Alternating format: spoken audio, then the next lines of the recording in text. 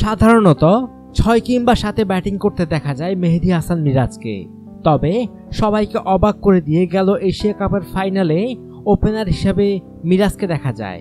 সেই দায়িত্ব পালনেও রাখেন সফলতার ছাপ।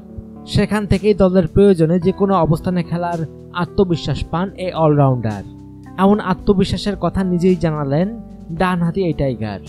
চলমান বাংলাদেশ প্রিমিয়ার লিগ বুধবারের দ্বিতীয় ম্যাচে মাহমুদুল্লাহ রিয়াদের খুলনার বিপক্ষে 7 উইকেটে জয় পায় মিরাজের রাজশাহী কিংস। এদিনও দলের প্রয়োজনে ব্যাটিং লাইন আপ ভেঙে সৌম্য সরকারের আগে 3 নম্বরে নামেন মিরাজ। খেলেন 45 বলে 51 রানের দায়িত্বশীল ইনিংস। ম্যাচ শেষে সংবাদ সম্মেলনে উপস্থিত হয়ে মিরাজ জানান তার 3 নম্বরে ব্যাটিংয়ে নামার রহস্য। মিরাজ বলেন, প্ল্যান ছিল ম্যানেজমেন্ট থেকে।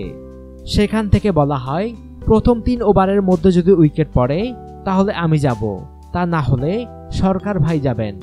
ভালো কমিউনিকেশন ছিল, প্ল্যানটা সফল হয়েছে, খুব ভালো লাগছে। আসলে আমাদের ব্যাটিং লাইন আপ বড় করার জন্য আমার উপরে আসা। আমার না হয় 7 বা 8 নম্বরে নামা হতো, আমাদের বেশি রানও দরকার ছিল না। 6-এর আশেপাশে রান রেট ছিল।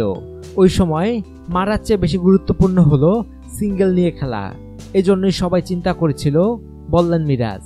মিরাজ আরও বলেন, আসলে আত্মবিশ্বাস থাকা তো ভালো। এশিয়া কাপের ফাইনাল থেকে অনেক আত্মবিশ্বাস পেয়েছি। আমি চিন্তা করেছি পারবো। আমি বিভিন্ন সিচুয়েশনে খেলেছি, ওখান থেকে আত্মবিশ্বাস এসেছে, আর দলের সবাই বিশ্বাস করেছেন, এটা আরো ভালো লেগেছে। অনুগ্রহপূর্বক সংবাদটি শেয়ার করুন এবং দেশ বিদেশের সর্বশেষ খবর জানতে স্পোর্টস লাইট সাবস্ক্রাইব করে রাখুন। ধন্যবাদ।